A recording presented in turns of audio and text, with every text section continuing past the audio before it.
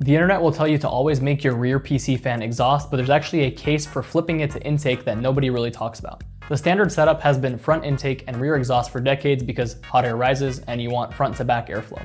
But if you flip that rear fan to intake, you're pulling fresh air directly over your motherboard components.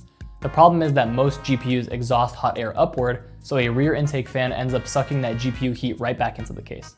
However, some users with water cooling setups tested rear intake and saw temps drop by a few degrees because the radiator benefits from the cooler outside air. The real issue is if you have top exhaust fans, then a rear intake won't do much since the fresh air will just go straight up and out before it reaches the motherboard components. A rear intake works well when you don't have top exhaust fans. For example, it could work well in a case like the Lian Li O11 Vision. Conventional wisdom is actually right for most builds, but if you're running a custom water loop or your GPU is a blower style that exhausts out the back, then a rear intake might actually give you better temps depending on your PC case. Most of the time for air-cooled builds, just stick with a rear exhaust fan.